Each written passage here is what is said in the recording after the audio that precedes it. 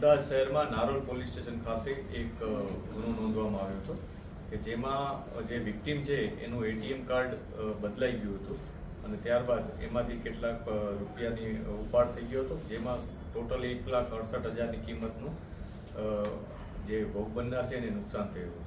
ત્યારબાદ પોલીસે આ ગુનો નોંધી અને એને ડિટેક્ટ કરવાના પ્રયાસો શરૂ કર્યા હતા. નારોલ પોલીસ સ્ટેશનની ટીમ દ્વારા અલગ અલગ સીસીટીવી ફૂટેજીસ, પછી જે પ્રકારના લોકો ત્યાં ઊભા હતા એટીએમ સેન્ટર ખાતે એ પ્રકારના લોકોનું આઈડેન્ટિફિકેશન કરવાની કોશિશ શરૂ કરવામાં આવી અને ત્યારબાદ અલગ અલગ અમારા જે બાતમીદારો છે અને એ લોકોના નેટવર્ક મારફત પણ અમે તપાસો શરૂ કરી હતી અને છેવટે અમને નેરો ડાઉન કરી અને એક વ્યક્તિ કે જે પહેલાં અમને એક પકડાયો હતો, જે અહીંયા સરખેજ ફતેવાડીનો રહેવાસી છે, જેનું નામ વાજીદ વાહિદ શેખ કરીને છે, એ મૂળ યુપીનો છે. એ વ્યક્તિ એક રેકી કરનાર અથવા એક ટીપર પ્રકારનો વ્યક્તિ જણાતો હતો. ત્યારબાદ એની વધુ પૂછપરછ કરી તો તેણે સમગ્ર બાબત પોલીસને જણાવી હતી કે એ આખી એક ગેંગનો એક મેમ્બર છે. આ જે ગેંગ છે એ મેવાતી ગેંગ તરીકે આમ ઓળખાય છે કે જે લોકો હરિયાણા અલાવલપુર કરીને જે એરિયા છે ત્યાંથી આવે છે. એમાંથી બે વ્યક્તિઓ, એક વ્યક્તિનું નામ યોગરાજ ઉર્ફે મહેશ કિશનલાલ જાટવ છે, જ્યારે બીજાનું નામ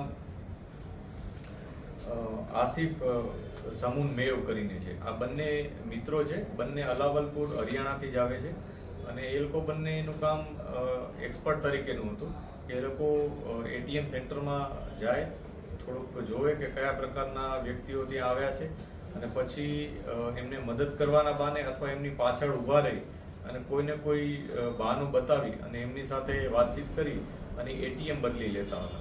એટલે એક્ઝામ્પલ તરીકે માની લો એની પાસે HDFCનું એટીએમ છે તો સેમ એટીએમ એ પોતાની પાસે રાખતા અને જે ભોગ બનનાર હોય એને ખબર ન પડે એવી રીતના એ એટીએમ બદલી લેતા અને એક જણો પાછળ ઊભો રહી અને પિન જોઈ લેતો.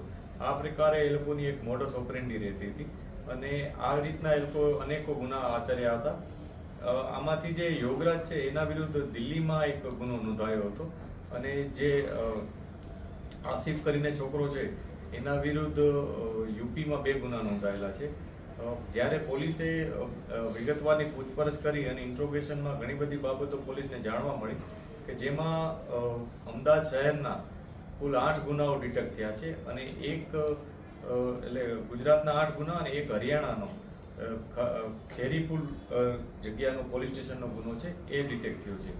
અમદાવાદ શહેરમાં જોઈએ તો નારોલનો ગુનો ડિટેક્ટ થયો. આ ઉપરાંત ઈસનપુર, મણિનગર, સાબરમતી, વેજલપુરના 2 ગુના, ગાયકવાડ હવેલીનો 1 ગુનો, આ ઉપરાંત નવસારી જિલ્લાના ચીખલી પોલીસ સ્ટેશનનો પણ 1 ગુનો ડિટેક્ટ થયો છે. પોલીસ દ્વારા આરોપીઓ પાસેથી કુલ 146 જુદી જુદી કંપનીઓના એટીએમ કાર્ડ રિકવર કરવામાં આવ્યા છે કે જેમાંથી અન્ય જે ભોગ બનનાર હતા એ લોકો સાથે છેતરપિંડી કરી અથવા એમને છેતરી અને ગમે તે રીતના એમની પાસેથી એટીએમ મેળવી લેતા હતા. તો આવા 146 એટીએમ કાર્ડ મળ્યા છે. આ ઉપરાંત એક POS મશીન મળી આવ્યું છે. એટલે જે આરોપીઓ હતા એ લોકો પહેલા તો જે પિન કોડ લઈ લેતા અને પછી એટીએમમાંથી જેટલા વિડ્રો થઈ શકે એટલા વિડ્રો કરી લેતા અને બાકીનો જે એમાઉન્ટ છે એ POS મશીન એનું જે છે ઇન્જેનિકો ભારત પે કરીને કંપનીનું છે, એ મશીનમાં સ્વાઇપ કરી અને એમનો સંલગ્ન એક જે ખાતું હતું એકાઉન્ટ, એ એકાઉન્ટમાં ડાયરેક્ટ પૈસા ક્રેડિટ કરાવી દેતા હતા.